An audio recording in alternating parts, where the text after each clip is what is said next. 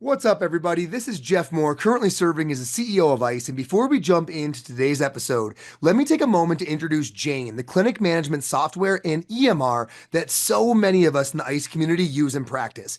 Change is a normal part of clinic life. Maybe you're expanding your team, introducing new offerings, or growing your client list. As your clinic evolves, it's important to have an EMR that not only supports those changes, but also grows with you.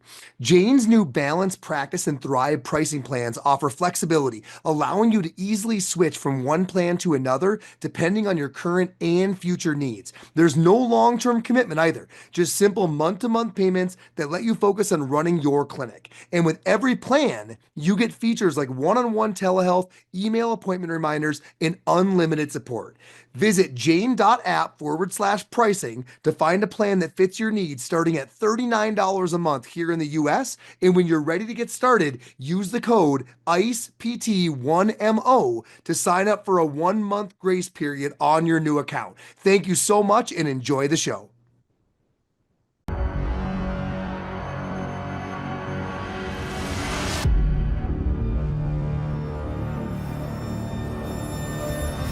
All right, Zach, dude, what's up? What's up, Jeff?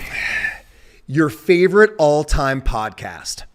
Doesn't have to do nothing with health, PT, whatever you want. All-time favorite podcast and why? And we're not talking episode. We're talking the actual. We're show. talking actual show. Like over the years, you've been a big podcast connoisseur. For sure. Which one rises above and why? Dude, this is easy for me. So I've been listening to podcasts for a very long time. Sure. And I'll never forget, I was working this job before PT school. I was accepted to PT school, but not in yet. Okay. And the job, we indexed medical files. So obviously Medicare has rules. You got to keep files for a certain amount of time. Yep. And I was working for this gentleman that basically what I did was took banker's boxes full of medical files and then on an Excel file typed in a patient number, last name, first name, and then put them back in the banker's box and then put them in a warehouse in a specific spot. Brainless activity. You can imagine that there was not a lot of thought involved in that. And so that's actually when I discovered podcasts. Yeah. And the first one was probably the most famous one these days, which I never would have been predicted, but it was Joe Rogan Experience. What year are we talking here? So let's see. That would have been probably 2013. Okay, over a decade. When did it start? That's a good question. Yeah. I'm not sure. It was certainly before that. Yeah. But I think he was in maybe the 700s or 600s as far as episode count. When do you think it blew up? Because you tracked it all the way. When was it just became? I would say from a national level, 2020. Okay, so quite a few years after you were, Yeah. and you were taking in episodes pretty regularly? For sure. At different times in life, certainly more so than others. Sure. But in the early days, it was big enough that he was for sure selling out all his comedy shows with it. Yeah. And he was making a good living. But then when he made the Spotify deal, the exclusive Spotify deal for over $100 million, that I think raised a lot of attention his way, and the podcast really soared to a national level. Like my mom listens to episodes sometimes now, and if you would have told me that in 2013, I would have said there's 0% chance that my mom will be listening to Joe Rogan Experience. So what do you like about it? I mean, you're picking, I realize much more popular now than it was then, but most folks are familiar, at least in passing. What is it about, of all the ones you listen to? Why that one? Dude, that's also easy for me. It's the curiosity behind the questions. I've honestly always been an insanely curious person. Yep. To the point that it's gotten me in trouble a lot in life, like for different situations. Trying shit out. It's not always the best thing. But Joe is an insanely curious host, and the questions he asks these people and the eclectic topics. Yeah. It just keeps you, when you're doing a brainless job, keeps you plugged in. I love that. That's pretty easy answers. Fantastic. Dude, let's get into it. So Yeah. it's a journeys episode. So we want to take kind of the listeners back. So many folks wonder, how you all got where you are. Yeah. In the purpose of this episode is to just walk them through that. And I think everyone can pull different things of, that's kind of where I'm at. Like maybe that I should make that decision. Just so many chances to learn and just kind of relate to the episode. So I don't want to go back to when you were a kid, but I want to go back to when you were in PT school. Maybe some forks in the road or big decisions you made or anything that affected you think your trajectory to where you could have been to where you wound up. I guess just take me into your PT school experience. Let's go from there. Yeah. So my PT school was I had some amazing professors in the first semester that really piqued my interest. I really entered PT school fairly open-minded about which type of PT practice I would go into. Okay. I wasn't fully sold on ortho. I figured that's what I would be interested in just from a CrossFit background. But really our anatomy teacher got me piqued like from an interest level in a lot of that. And then our orthopedics teachers were really, really good. Okay. But it left a lot. I didn't feel like I could actually help people with the information that I was getting in school. And so it very quickly identified like there's a gap. And I had a few really good early mentors, one of which was a gentleman named Jim Gregory. Yeah. So Shout a buddy out of Jim yours. Gregory. Yep. Yeah, a buddy of yours. Candler, North Carolina. Yep. Jim was an obsessive learner. And so I got to do a rotation with him. And I remember we would just sit in there and talk about research articles and talk about patient management strategies. Yep. And because I'm also a little obsessive, I think our vibes just fed off one another. Yep. And I remember him telling me, like, dude, you've got to seek out quality continuing education as soon as you graduate and close the gaps. Dude, how did you wind up with Jim? Because I think right there is a huge thing. Like in school, there's a lot of gaps. And people blame schools. I taught for years. There's only so much time. And you have to do certain things to get folks ready for the national exam. So like the common complaint about school not having stuff is nationwide because of that. If you land a key clinical instructor, it changes everything. Did you facilitate getting Jim, or how did that happen? Dude, this is where sometimes you got to wonder if the universe is looking out for you, because no, I didn't. I had no that idea was who random? he was. It was totally random. He had never even taken a student from the school that I went to. And it was actually just a 3-week clinical rotation, our first one. So it was really much just a taste. But it was a glimpse. But it was enough of a glimpse for me to hang on, honestly. I was pretty burnt out, and spending 3 weeks with Jim and seeing him implement a lot of the things I knew from my strength and conditioning background, alongside of like quality manual therapy. These were the early dry needling days. Yeah. He was doing a lot of dry needling. I'll never forget the first time he needled my calf, just kind of like flopping that sucker around for a little while afterwards. But yeah, I mean, it was totally the stars aligning. Before we go on from Jim, why were you burnt out? Why? Yeah, just that.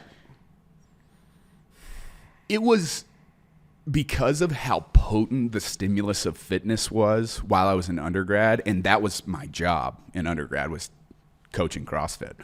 Several hours a day, watching people transform, watching people lose 100 pounds plus, like watching average people who never thought they could do things. And then like after our first semester, a lot of the stuff felt really boring, if I'm honest. And I know it's important. It's easier for me to reflect on that now than it was at that point in my life. But from a maturity level, I didn't have the ability to recognize how important some of that stuff was. And I was just like, man, what I was doing before was way cooler. It was way more stimulating. And I didn't know that you could blend the worlds until I saw Jim. Okay, so you jump in with Jim for 3 weeks. You get immersed in it. He's an incredible practitioner. So you're seeing folks get legit outcomes. Oh, yeah. Intellectually, he's stimulating. You guys are diving in. He recommends Con Ed. Do you jump? I mean, where are we now in your program at this point? Are we a year in? Yeah, I'm at the tail end of my first year of PT school. 2-year or 3-year program? 3-year program. Okay, so you're kind of still first, third, moving into hadn't towards even half. had musculoskeletal yet. Okay, so very fresh. Yep. He recommends Con Ed. Yeah. Do you jump in right then? Yes. I can't remember when we. Unpack that a little bit. Yeah. So he recommended basically like identify these things after you graduate to make sure that you check the boxes of. And so I started looking into them, and I was like, I wonder if you have to graduate to take these classes. And so I started sending some emails to folks like Evidence in Motion, who hosted Minipalooza, which is where we initially first met in person. Yep. And they were like, no, you're welcome to come. We would love for you to come. Yeah. And so we were immediately like, let's go. Yeah. Why wait till we graduate if we can find out the goods right now and start figuring out what we could do to help people? And so like recognizing the gap of like at that point, again, I had not had much musculoskeletal, but even then going through it, still feeling like, oh man, there's a lot more to be learned to get to where Jim was at. Yeah. I just immediately started diving into Con Ed. Dude, even now, even full-grown clinicians, oftentimes perceive the barrier financially and time-wise to be maybe not worth it. How did you justify that as a student? I'm assuming riding loans a little bit. I mean, things are pretty thin that time in your life. How do you justify paying extra, time extra? All of those things are in scarce supply. Yeah, I think it comes down to several things for us. One of which was kind of the curiosity thing. Like I have an insatiable curiosity. So when there's something I want to know, I'm going to figure out how to get that information. Yeah. And finances aren't a legitimate excuse. And so there were a couple things, though, that play into that. One of which was I went to a state school. So I went to a relatively inexpensive school. And the state of Tennessee, believe it or not, is relatively progressive when it comes to education. So there are a ton of like graduate assistantships and tuition scholarships that you can apply for. So I did that. So I worked like 15 hours a week. That paid for half of my tuition, and I got a stipend. Yeah. So that helped me tremendously to just put some hours in. That burden wasn't quite as bad. Yeah, it certainly eased it. But secondarily, like I had no willingness to take no for an answer when it came to like the cost thing. So like, dude, like I can remember talking to my wife, Alexis, and like being like, hey, I'm going to apply for this credit card. If you spend $1,000 in the first 30 days, they give you X amount of points. That'll cover a flight. And then if we just stay in an Airbnb while we're there, we're only out a couple $100. Yeah. And so we had every major airline's credit card at some point. And dude, we're staying at these Airbnbs like the year that we first met at Manipalooza. Myself, Alexis, my wife, and then my sister, Sarah, all went. And we stayed in an Airbnb in Denver, and we stayed in the lady's basement on a beanbag. It was $30 a night. And it was like, yeah, we'll do that. Yeah. No problem. We want to learn. Yeah. So it was the unwillingness to take no for an answer when it came to those things. Yeah. So that puts us now in the middle of your education. How many courses did you knock out during school? So I suppose if you count ICE courses and EIM. Yeah. I think 5. Yeah. Okay. Yep. And then Alexis was taking them in most cases with you, right? Doing this together. Yeah. Yeah. So walk us through. So I mean, you get through the rest of your curriculum, decision making kind of at the end of that point. What factored in? What'd you do? You know, what was driving it? This is definitely one of the things too that I think keys into one of the key variables that separate people, and it was willingness to accept advice. Yeah. I think a lot of people ask for advice hoping that someone will tell them what they want to hear. Yeah. And then they'll be like, yeah, I'm going to do that. Yeah. And so I remember us having conversations about like, where are you going to work? What are you going to do? And you said, dude, if I were you, I'd pack my bags and head to Texas and do residency at Texas Physical Therapy Specialists. Yep. We never thought twice about it. Yeah. It was just like, okay, that's what we're going to do. Yep. So we connected with those folks, really got to know them very well, and packed our bags and headed that way. And again, financially, another thin choice. Oh, yeah. I mean, not as good as taking a full-time gig. A resident salary in Austin, Texas, even then. Yeah. I mean, it was a very popular city. So, you know, on top of that, from the financial side, like, it's just grinding. I mean, dude, I drove for Uber a lot as a physical therapist. Yeah, totally. People would say, hey, what do you do? I'd say, oh, I'm a physical therapist. And they'd say, you're driving for Uber and you're a physical therapist? I'd say, it's a long story. Where are you heading? You know? Dude, how was that experience driving for Uber? Oh, it's fascinating. I think I would love that. It's kind of similar to bartending. You know, there's a lot of people who are just quiet, just want to get through. Yeah. But a lot of good conversations with people. We lived in North Austin, and that's very close to all of the tech. Yep. So I'd be picking up like these Apple software engineers and all this stuff and hearing about their technology and where it's going and just chatting them up. Yep. I'll never forget making the mistake one time. I had a software engineer I picked up, and he asked me what I did. I said physical therapy. He's like, I'm an engineer with Apple. I said, what are you working on? He says, the Apple Watch. We're integrating X, Y, and Z features. And I said, you know what I think would be a great feature for the Apple Watch? He's like, what you got? And I was like, older adults fall a lot, and it's problematic because they can't communicate with their families sometimes. And if the watch could pick up that they had fallen and notify their family members, that would be huge. And I remember this guy sitting in the back, and he's like, yeah. He's into the idea.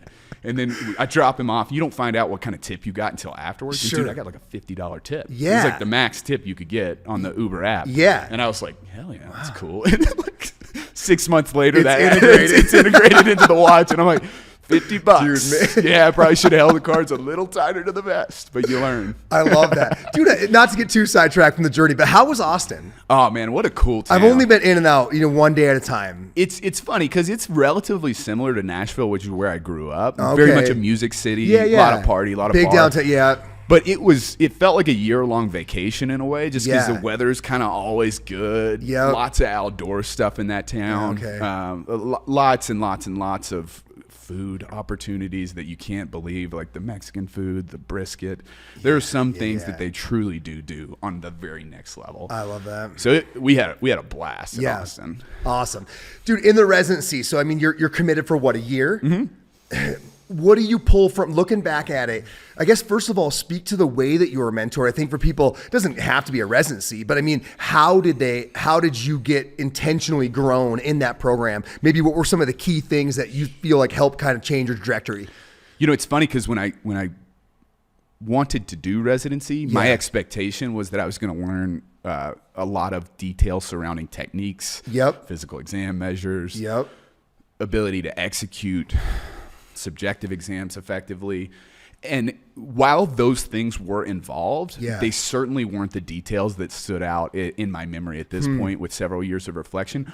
What it did for me just was the structure of the mentorship helped you understand how to do your 100%, but not get bogged down in what is out of your control. Unpack that a bit more.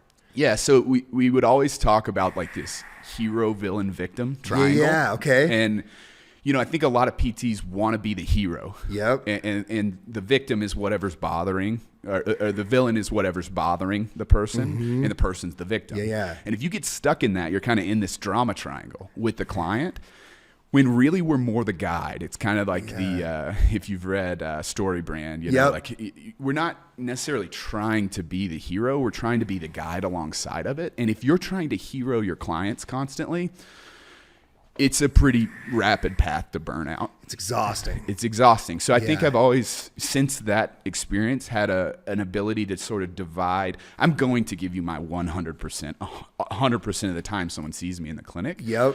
But if a person comes back and they haven't done, their exercises, they haven't executed on some of the advice, I don't internalize that at all. And I see a lot of young therapists that do. Do you say this to the patient? Do you say, hey, look, if you're not doing your 100%, this is a no-win game? Or do you just don't let it bother you? No, I don't let it bother me. And I don't say it's a no-win game because I don't believe that it's a no-win game. It's not as big of a win as it could be. What I usually do is, somebody comes back, I say, hey, how did the cervical retractions go? Yeah. And they say, I really didn't get to that. Immediately kind of sparks the curiosity side of my brain. Yeah. Why? And so it may not be that point blank, but I'll say, what was it that kept you from prioritizing that? Yeah.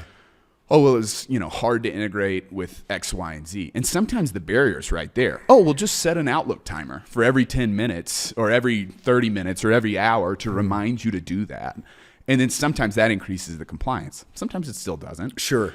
And no judgment either way. I can't really project on you how valuable you find these things. Yep. But in general, it helps me recognize barriers with clients as to why they're not doing it, because they're usually not just like, I don't care. I'm just not going to do it because I don't care. Yeah. There's usually a reason. Yeah, a barrier they at least perceive to be, For sure. tough. Yeah. Dude, what an interesting reflection to pull from residency. You wouldn't see that coming. This hero, victim, villain triangle of all the things you think you're going to learn in residency. What were some of the other things, or what, again, people thinking about, everybody wants mentorship. I mean, it's like the number one thing folks are reaching out for, especially new grads, hey, I feel lost. I'm not confident. What other things, whether it was the way your day was set up or topics you dove into, that as people are looking for ways to grow, that you would say from your experience, like, oh, this helped me so much, like this part of that process? I mean, speaking specifically to the residency side, I think you worked a relatively full PT schedule. Yep. And then on top of that, you also had quite a bit of didactic work and weekend work. Okay. And so just from a capacity side, I'm not sure that I buy that you can just come check in and out for 40 hours a week and get to the level that I was interested in getting to. Yeah. So I think just simply recognizing, you talk about this sometimes, where those buoys are of what you can tolerate. It's good to overwork yourself in the early stage. You know, like you're doing a full schedule. You're also doing didactic work and weekend work and driving for Uber. Where are the actual buoys? Because I think most people, maybe I should take that back. I'm not sure most people, but a lot of people have more capacity than they realize. And it also like even makes me reflect on the first year of PT school, which was definitely our hardest, or first semester. We had like anatomy, we had biomechanics and a few other classes. And like the level of intensity of that semester was so high, but I remember getting to the end of it and realizing like, I didn't know you could learn that much in that period of time. I think it was finding the navigational buoys to some degree for me. It's going to fall on unfriendly ears in the work-life balance culture that we have. But I mean, from a first-person testimony, going that far, every year thereafter, you now know relative to that, you've got more in the tank. And what a confidence-enhancing way to feel. If something was to happen, I've got more capacity, I know because I did it once. Yeah, and I don't think that you can understand work-life balance unless it's been unbalanced. Or that's my personal experience. So, you know, if you just entered immediately into a situation where there was great work-life balance, I don't think you'd recognize it. People tend to be dissatisfied with the unknown. You know, like what if it could be better? Where when you've already grinded a ton and you've put that in, this is better. Then once it gets to the point there is some balance, you recognize it. And so there's a much more optimistic look of it. I always laugh when folks are like, you know, how is life? And I'm like, dude, it's easy. I only travel 20, 30 times a year now. I'm working 50, 60 hours a week for coasting, you know, compared to the earlier days. So, all right. So take us from there then. So you're in Austin for a year. What kind of leads to the next decision on your trajectory? So during that stretch is when I started TAing with you. So we're going around the country knocking classes out. We're doing quite a few, and that's certainly piquing my interest at the time. I'm really enjoying that side of things. And really from that point to the next, I think showing up regularly around the folks that you want to model your life after just opens opportunities organically. So it really wasn't anything specific. It was just regular reps of being where you wanted to be. I think a lot of times, like I'll get, I don't know, just like it's bizarre to me how much people think opportunity will show up for them when they haven't shown up for the opportunity, you know? And so I think things sort of, I don't want to say fell into place, but somewhat fell into place following that stage of life from just simply getting around the right people. Dude, the amount of times I've tried to counsel younger folks, and it's so hard because there's some ambiguity to it, but stop thinking that you know where you want to go next and just get around the people who have the life that you know for sure you want. In those circles, the magic happens. The opportunities come up. You learn how they're living and you see things you couldn't have seen. Get around those people. Dude, there's two big variables that I think explain success, at least in my life. And one is that, just showing up around those people. And two is identifying them and then listening to their advice, kind of going back to moving to Austin, packing my bags. You said, I think you should do that. I did that. I know for now we hire a lot of young clinicians. And so there's just a huge difference in someone that says, I'd love to come and do a rotation at Onward, or I'd love to get a job with you all. And then someone who says, hey, what could I do that would separate me as a candidate? And you say, hey, I've got a buddy that's got a gym in your town. You should join that gym. He's a great coach. Watch what he does. And then they join the gym. That is so different than just simply asking. I think if we ran the numbers, if we can't, but if we could retrospectively look at the data set for people that have tried to get on board, whether it's over at Onward, over ICE, whatever, when you give them a task, particularly one that takes some time and resources, the quicker they jump on it, the more definitive the action. If you track out those people's trajectory, there's absolutely no comparison to those that don't act. Jeff, I couldn't be more certain of anything. And I think you can even see it in the instant that they do react. Like if the first thing they say is, well, that's pretty expensive. I'm not sure I can make that work. Drive for Uber. Do some DoorDash. All these folks that say, what questions do you ask on the interview? That's that can be interesting in its own right. But in my mind, I'm always like, well, it's what you tell them to do, and to see if they're an action and if they're an urgent action. Yeah. It's just such a different thing when someone, you've talked about this a lot over the years, when people have goals, but they're like geographically limited. Yeah. It's like, well, you don't have goals. I think of all the, actually tweets, because that was back in that day. But of all the things I've tweeted that I think offended a large amount of people, I think that one might have been the worst. But I said, if geography is dictating your future, you don't have dreams, you have plans. And that, dude, if you're, like you said, you weren't going to take no for an answer. Well, that includes geography. For sure. We're going to go wherever we have to go. Do you remember those conversations in the early days? First, it was Alexis and I were going to move to Upper Michigan. Yes. Dude, I didn't even know Upper Michigan existed before we met you. I was like, there's an Upper Michigan? That's right. What do you mean Upper Peninsula? I was like, I know the Mid, but... Yep. And then it was like, all of a sudden, it was going to be California. Yeah. And it's like, whatever, wherever we need to go. I hope everybody, especially younger people, because the answer is uncomfortable, but a lot of it resides right there. Like if you've got all these other variables that you're saying have to be in place, and then also you would love a dream opportunity, this isn't reasonable. You have to decide what matters to you. And if it is that big, hairy, audacious goal, that big dream, then the other shit just has to be what it is. You can change it later, but for a period of time, that has to dominate. For sure. And for those in hiring positions, I mean, it becomes so obvious to you when someone is immediately acting on advice or showing up. Like I think about the amount of shock I had the first time you were like, hey, you want a TA? And it's like, I remember I was pretty young, pretty inexperienced, and you're like, you want a TA? But I remember you telling me, like, your skill set's fine. You're going to be able to deliver value in this setting. And I was like, really? Like, I'm not so sure. Yeah. But I think probably for you, it's like, well, I've been to your course 4 times before I even graduated school. Totally. So nobody else is doing this. It's hard to ignore that. It's impossible to ignore. Yeah. It's so, I mean, I think a lot of times just, you think about the amount of people that reach out to us on the ICE side, for instance, that want to get involved, that either haven't even taken a course or have only taken it once or something of that nature. It's like, that's just, I mean, it's not how it worked for any of us. So I can't imagine that that's how it's ever going to be. Absolutely. And going back, Zach, to your talk about geography and not letting that limit you, one of the biggest places I see that in my life is when students reach out from like South College, I taught there forever, about, hey, I want a rotation with Onward, right? I get this email all the time, sometimes multiple times a day. And when I respond where, it tells me everything I need to know. There's a very small subset that say, I don't care.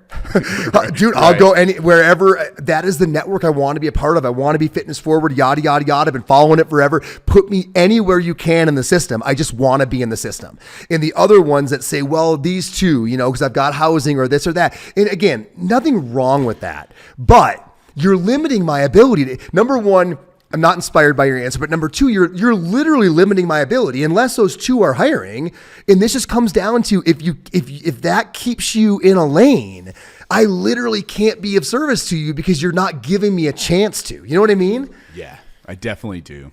And I think just to reiterate your point, there's no judgment with that. Not at all. People's lives are different. Sure. Some people can't do things, and that's okay. But just reflecting on the opportunity you're asking for, if it's so tied to geography, it just might not be right for you. Gonna be tough. And so I think there's some serious self-reflection there that has to happen sometimes. Yeah. That, if there's something locking you in. Right. And I love that you're saying that. And you can have phases in life. I mean, that's a great point. I've had plenty of folks come out of South and take a job they weren't in love with in a geography that they needed to be in for a partner or whatever. And then a couple of years go by and now they've got the ability to, there can be seasons. Nothing wrong or right about it, but understanding it matters. I think that's important because I especially think one of the things that when you're young and first coming out of school, especially if you kind of just went straight through, college to PT school. Yep.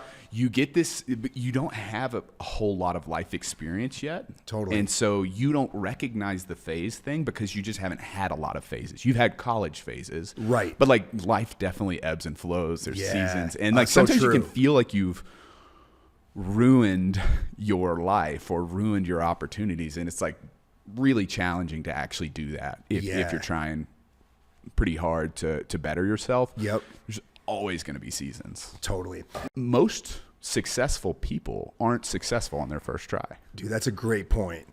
And I mean, shout out to productivity. They're still doing their thing. Yeah. I mean, they're now in multiple states. Like there's a space for that. For sure. But love, like we always celebrate and acknowledge our wins, but all of us stop and start. I mean, heck, I was a big part of that too. Yeah. Like, shoot, we don't have a lane for that. It's not working, so we pull back and put our energy elsewhere. I mean, how long was that run of 6 months, you think? 15 months. Oh, was that long? Yeah. Wow. Yeah. Okay. So that year and change goes by. Where do we go from there? After that point, Alexis and I kind of got our buoys straight, and actually we both worked in home health for a bit. Yeah. And so, dude, how was that? That's so different from what you do now. How was that experience? Yeah. So it's back to the podcast land. There's a lot of moving from person to person. And honestly, I think there was some value in that more from the standpoint of seeing what it looks like when you don't protect your health. Speak to that a little bit, especially in Tennessee. Not to knock on Tennessee, but you can knock it. Overall lifestyle behaviors are strained. So you are only eligible for home health if you're not independent, leaving your home. Can't leave the home. Yep. So you can picture that means the person's in a challenging health scenario usually, and it's usually not like a traumatic accident. It's usually debility, and so seeing that firsthand, day over day. The level of awareness that brings to your own dietary choices, your own exercise choices, your own sleep choices, it's pretty difficult to compare to. Yeah.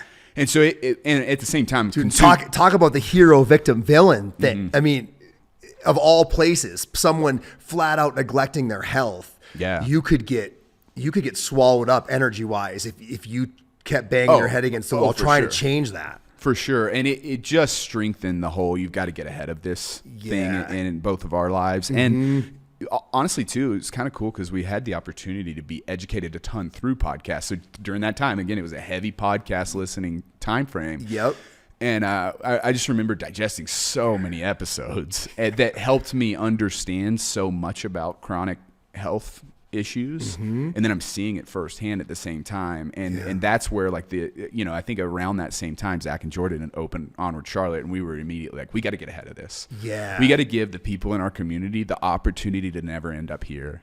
There's no judgment to the people that were there. We were there to help them, but you couldn't fix a lot of those issues. You could help aid a lot of those issues, but I've never believed more in prevention. Like you can prevent a lot of those issues with the right lifestyle. In what way do you feel like you've incorporated that into Onward? So to give the listeners, if they're not familiar with Onward, it's out of network. It's all cash based. We don't have a lot of referrals from docs. We really are an alternative option to the medical system versus being really intimately tied into it. How do you feel like the setup of that? Do you feel like it has been, when you're sitting there in home health and you were like, I want to get ahead of this, do you feel like what you've built hasn't allowed for that? Yes. Yeah, absolutely. Because within Onward, I've been able to blend all of the worlds that we've discussed so far. So, like before PT school was CrossFit. And we were doing a lot of what I think solves some of those issues. And learning a lot about movement, how to coach movement effectively.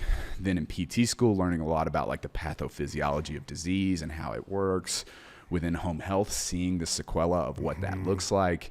And now in Onward, like one of the most beautiful things is like, no one's telling me what I have to do in that hour. So like, I think people would be surprised to know how many hours nothing happens other than a conversation. And so like, I feel like people think it's always got to be 15 needles on stem. There's a time and a place, but I mean, there are countless hours that I've spent with people. Literally sitting there the whole hour. Motivationally interviewing them, understanding where they're coming from, helping them break down those barriers. Maybe it's movement coaching. Maybe it's setting up their life in a more advantageous way. Maybe it's helping them understand what it would look like if they don't, which is a heavy conversation, but it's one I'm willing to have. We never want to be negative on the insurance model because we want good physical therapy to exist everywhere. But there is something to be said for not having to justify how you spent your time. I mean, your job is to provide value for the health of that human being for an hour. And how you do so, that it's quite liberating. Definitely. like you just said, it's never going to completely replace the need. And I almost think of it similarly, like, there's primary care physicians, there's orthopedic surgeons, there's sports medicine doctors, there's a lot of things in the ecosystem. Yeah. And like, we're not trying to put the in-network clinics out of business in our town. Totally. We need them. Doing different stuff. We need them. Yep. Yeah. It's just the opportunity to help someone understand that most of these things aren't medical issues, they're lifestyle issues. Yeah. And how to address and strategize surrounding that, I think is something we've taken very seriously at our specific location. Absolutely. Man, if there's one thing that if I had a magic wand, if I could get people to really embrace that idea, that especially low back pain, because it's the most prevalent issue out there, the biggest cause of disability, but like, it's the issue's not that we over medicalized it. It's that we medicalized it at all to begin with. It's not a medical issue. It's not an infection. It's not a virus. It is not a medical issue. It's a lifestyle behavior issue. That's honestly what drove us to not give up, even though we had situations where there were bumps in the road on the way. Tennessee is a really unhealthy state. Yep. Like you can. It's always red on the maps whenever they're talking about metabolic issues. Or and it's not hard to believe if you just like go in a grocery store any given day. And it's always bothered me. I love Tennessee. Like, these are my people. Absolutely. I grew up with them. But I feel like their chance for advice is near zero. So people don't have the option, because what they're told when they go into the medical system is they're not getting options. It's do this med, have this surgery, whatever. There's not very many education-focused medical providers, and that may not be unique to Tennessee. But I know for us, we wanted that to change, at least at a community level. Yeah. Like, at least give us a shot to make a dent in the problem. Yep. I understand it's a huge problem, and there's a lot to truly solve that. Yeah. But for Alexis and I, we wanted not just us, but the therapists that work with us to always have a chance to feel like you're making a dent in that problem in your community. So one thing I know was going on in the minds of a lot of the listeners are a little bit of eye rolling, because we say out of network cash-based practice. Everyone's thinking, oh, whatever. You aren't treating those folks that you saw in home health. You're treating triathletes, and everyone that goes into your clinic is, already, ripped and cares about this stuff, and you're fine tuning. Is that true? Are you finding an opportunity where you are getting your average folks where this advice is hitting them at the right time in their lives? Oh, it's astonishing to me, because going into the out-of-network space, that was one of my biggest concerns. We're not going to be serving those people. Dude, the amount of people, like I have so many people that are laborers, Yep. like they paint. Blue-collar jobs. Blue-collar jobs, and they're very happy to part ways with money if it solves their problem quicker. Yep. And while they're with me, I get a chance to make a difference for them. Landscapers, you name it. Yep. It's certainly, we have a lot of active, healthy individuals as well. Sure. But it's not exclusively that at all, at least for us. Yeah. And I hear that across the whole system, because other owners are always talking about, you'd be shocked how many teachers, how many folks that, have jobs, but when you look at, when you're ranking and you're thinking about, oh, it's all lawyers, executives, it's not all of those folks. No. It's a pretty broad brush of people. And because the reality is they've heard from their friends, colleagues, et cetera, that their problem can get solved quickly here. And that to them, time is money, I think a lot of PTs don't understand how potent what they do is for musculoskeletal health. And like, they assume that people are going to be unable to part ways with that much money because they themselves don't value it at that price point. Dude, they don't value what they're doing at that price point. They're like, well, I wouldn't pay this much. But it's because of the decisions that got them into that point at some point, that maybe the product isn't always worth that, but it certainly can be. And you can't judge how someone else spends their money. Absolutely. And you can't judge, like, if that's a huge portion of their budget, Yep. but they value it, who are you to judge how they spend that money? Totally. Dude, that truth is uncomfortable to hear for a lot of people. Yeah. Like, if you're saying my people in my town wouldn't pay $175, there's no way. What you're really saying is, what I'm delivering, I wouldn't pay $175. I mean, you're simply looking at the value of what you do and saying, I don't think it's worth that. And that could be a what you're offering problem more so than a financial problem. I think so, man. And it's like when you believe in the product the way I believe in it, you start thinking, well, $175 a session, like, well, if they don't end up in that situation that the people I was seeing in home health ended up in, like, it's worth a lot more than that. Totally. And like, I always want our price point to be approachable for the people that we're talking about. We could charge more if we wanted to.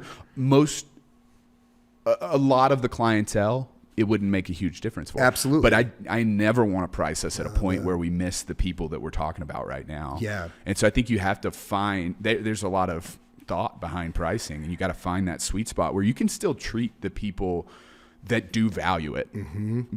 But you could price those people out too. Absolutely. And we see that sometimes. And can be tempting to, like, I mean, if you're just running numbers, if it's not mission oriented, you could quickly slide into that. For sure.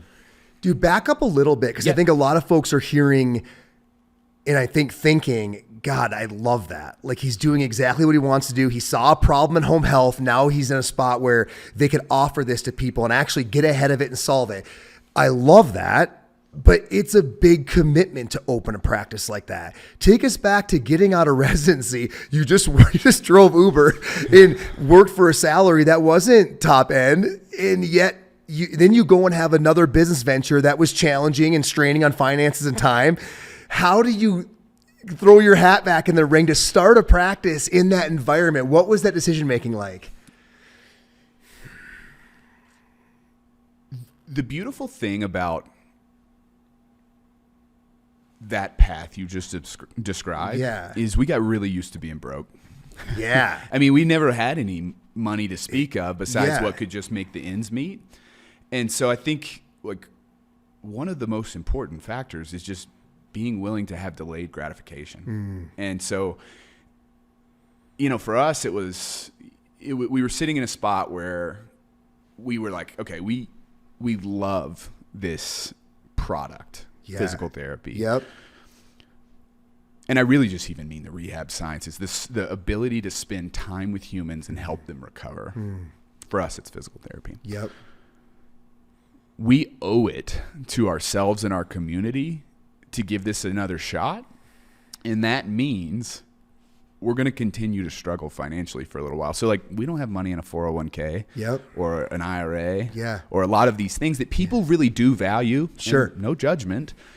It's just that was less important to me. I'm more willing to delay the gratification and go after the mission. And so just going back to that it was really just an understanding of, like, it's going to be a few more years. But the good news is we know how to do it. I love that. People ask a lot about risk in business. I get these questions all the time. And I tell them one thing, I never felt a lot of risk because I had not had a lot. And that was fine. I was still having a good time, had great people around me. And I think if you're not afraid to not have much, you're a special kind of character in the business world, because all of a sudden you're just making mission oriented choices. And those tend to have, maybe not immediately, but when you look out, almost never immediately. Almost never. But dude, it's got to be delayed you got to embrace delayed gratification if you're on a mission. Totally. And even if you ever get gratification, it's probably not going to look like what you thought it was going to. For sure. Like that's the point of a mission. Definitely. That's the difference, in a mission is you're climbing this hill that you can't see the peak of, and you think you know what the view is going to look like, and you have no clue. Trust the process. Yeah, trust the process. Yeah. So do talk before we, close the chapter on where you are now. Talk about that a bit. Where Onward, Middle Tennessee is now, kind of what it looks like. 'Cause this is an awesome environment and there's so many awesome people involved. Yeah, man, it's a wonderful environment that's being carved out. So, we started out in June of 2020. So you talk about like a strange time. Like our doors literally opened the Monday following quarantine ending. Fantastic. Yep. And so we were like, well, we'll see how this goes. And we felt like it was a very precarious situation. But the odd thing is, I think community health and like people investing in their health during that time frame I actually think we were helped out That's in the long a great run. point. Which I tend to be an eternal optimist. So Same. I think in general, people are a lot more interested in their health now than they were before the pandemic. And so Alexis and I immediately started kind of getting some traction clinically. Yep. And then we hired 2 new grads, and Miller and Jesse. And a lot of owners are hearing that, thinking that sounds nuts. Cash-based, out-of-network, new grads. What drove that decision-making process? A lot of owners don't believe in their product. That's what drove it, man. I couldn't believe in the product more. They spent 12 weeks with us. I saw what they were doing. So had them on as students. Yeah. The ultimate, would you agree, vetting process. Oh, my gosh. You couldn't beat that vetting process. If you don't know someone after 12 weeks of having them in the clinic, you're not paying attention. Yeah. So, I believe so strongly in our product that I don't think you need years before you can deliver it effectively. And we're talking 2 new grads at once. Yeah. So doubling the size of your staff with both of them new grads simultaneously. Yeah. Just pushing some chips on the table, right? Like saying, this is working. We believe in the product. Yeah. These 2 can deliver that product. Yeah. And we feel really strongly that with some time and some reps and some time together, that will continue to refine and be even more so. And we were right. Yeah. And so they're very popular with their patients. Everyone has loved them from the beginning. Yep. They've delivered on the exact product that we wanted. In the Middle Tennessee area, and we've watched their careers blossom. How did you accomplish that? Because again, a lot of owners are hearing that, being like, man, really? Like, how did you take new grads? Now, you've got some incredibly talented people, and we'll give it up to Miller and Jesse for that. But there's a system here. Like, how did you get them as new grads to be able to deliver a product that is demanding a cash-based out-of-network fee when there's plenty of cheaper options around? How did you help them get to that point? Was there any structure to the mentorship or things you might want to share? Yeah, there's certainly structure to the mentorship. Yeah. And I have to hat tip my wife, Alexis, to this. She's so much more of a system Shout thinker out than Alexis. you and I. Oh, gosh. I'm a very much, we'll see what happens and we'll shoot from the hip. Yep. Alexis is a lot more of a systems thinker, so she put a lot in place that I think helped us out. I mean, for years, we would have like recurring, we've always carved out an hour a week for meeting, and I hate meetings. So like if we're going to spend a time in a meeting, we're going to use them. It needs to be valuable. Yeah. And so we would spend at least an hour a week in meetings, and that would alternate between case reviews, pattern recognition, and then, even just like the marketing and sales side of things, which usually is just reflecting on your value in the product more so than anything else. And then kind of free-for-alls. And then it was also carving out time in the schedule to meet with them individually. Time that your clinic's not making money. Right. Yeah, but you have to understand that for every hour you take off the schedule, while you might be losing the money for that hour, you're creating the opportunity for it to exponentially go up. So it's an easy investment when you understand what's happening. So just like a lot of carved out time for all of the conversations, and sometimes about life too. Often about life. Not always about flexion intolerant low back pain. Is you've been around now for years and years. You've done residency. You've grown your own practice. Is there any, when you look at your mentorship program, which is continuing, I mean, you're onboarding clinicians, and you look at what else is being done out there, what do you think the biggest difference is? Because you've had so much success with bringing folks on, integrating them into the system.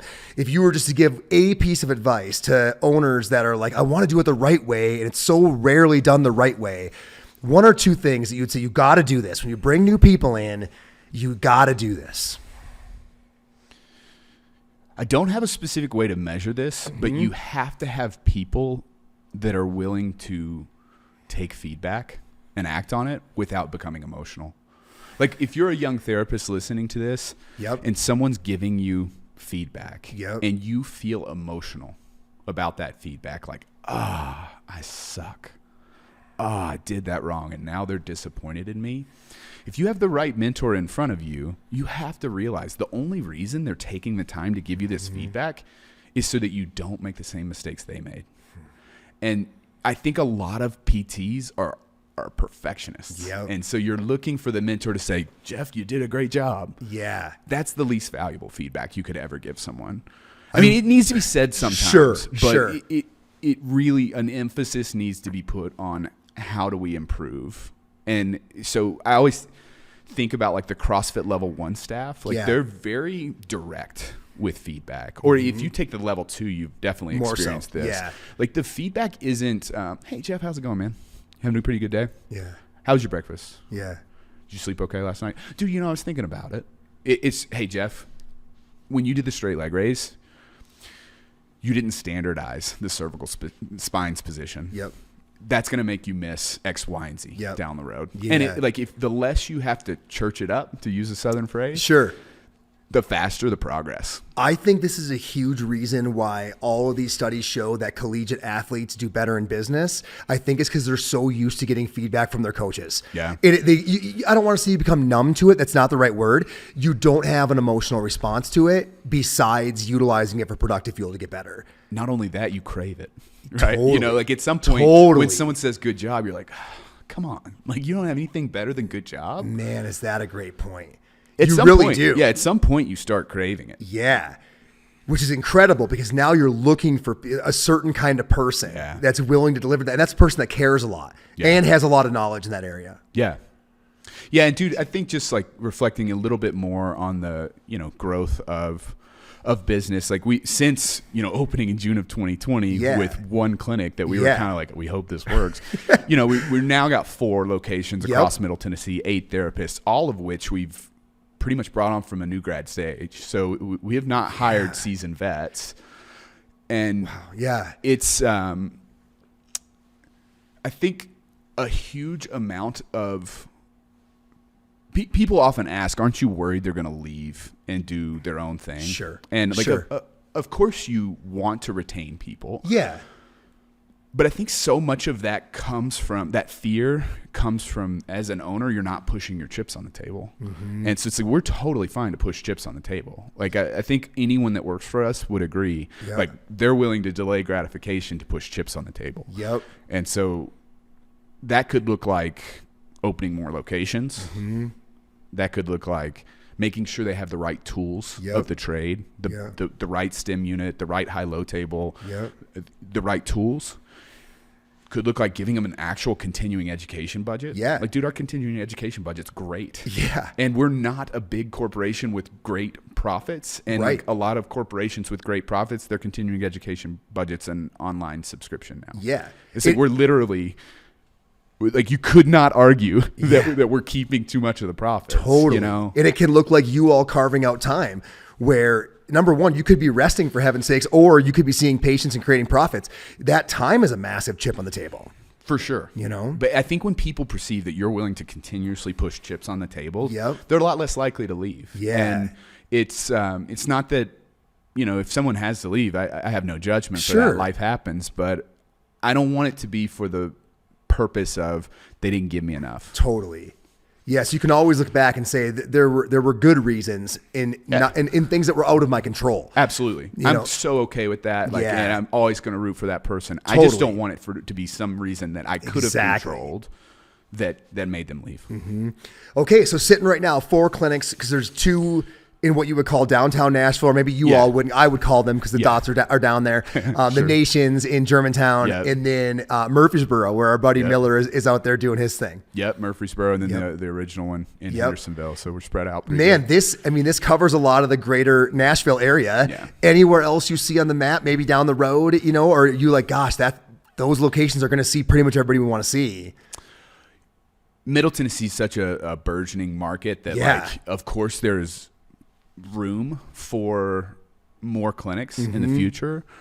I think for Alexis and I, the biggest variable is maintaining the culture that we've created. Like, we just have so much fun at work. Not going to compromise that no matter what. No matter what, man. There's no way we would push forward into a new geography just for the sake of doing so. But if we had the right people in the right situation and we needed more treatment rooms, we needed to hit a market that we're not able to right now effectively, of course we would be willing to do that. Zach, that's worth a pause, because when I'm asked about when are you going to grow this, or when are you going to add more classes, or we get that question often over the years, the answer is always when the right person comes along to do it. Mm-hmm. Being a people first company, if people are always trying to build culture, but they're doing it backwards.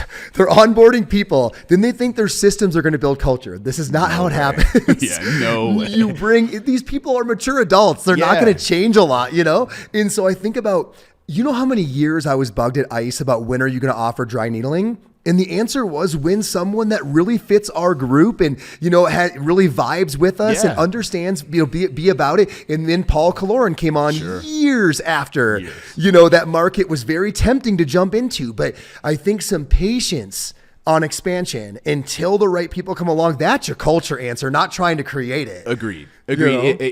It goes straight back to that delayed gratification thing. Totally. A lot of, and I don't want to say that like, the way the education system sets up business mindset is completely wrong because I don't understand it all. Sure. But my understanding of like the way like an MBA thinks is like, what are the variables on the table and how do we increase profits?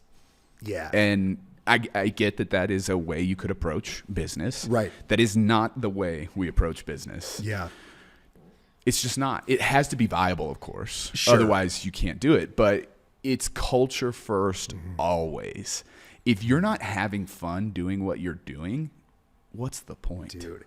And I'll tell you right now, a lot of the burnout conversation that washes across this country every day is rooted in this. Yeah. We leadership isn't isn't thinking about culture first only always, you know? They're thinking about how do we get the profit margin higher. And like, again, I get that that's kind of how America operates. Yeah. But it doesn't have to be. And I think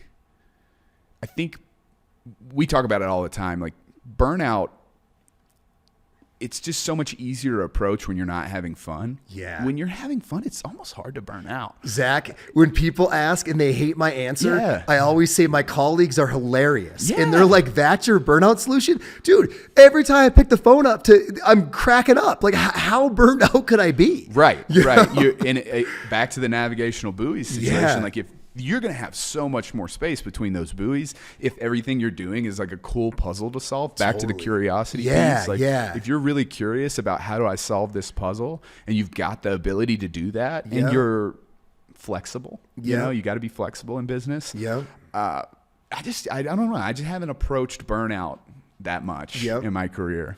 I feel the same way. Yeah. People keep telling me I'm going to hit it. And I keep wondering because I'm getting a little bit old. I'm getting on in years now. Yeah, we'll see.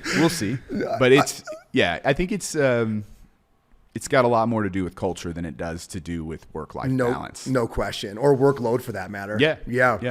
Zach, I always like to finish these episodes with a chance for you all to offer some advice. So I want you to think about you're a 23-year-old right now, you're a year into school and you're hearing this podcast, you know, and they're hearing your story of coming out of school, running it lean, driving Uber, which is fantastic, right? Having I don't want to say failed business venture, but one that tried and didn't, right. You had to reverse out of it, then into home health, you know, and then even then committing to opening your own practice after a bunch of years of already running lean, you know, doing that, hiring new grads, taking risk, but now you're sitting here, division leader at ICE, running our spine courses, running a large clinic in your hometown, serving the people you've always wanted to serve, bunch of awesome young folks working with you all.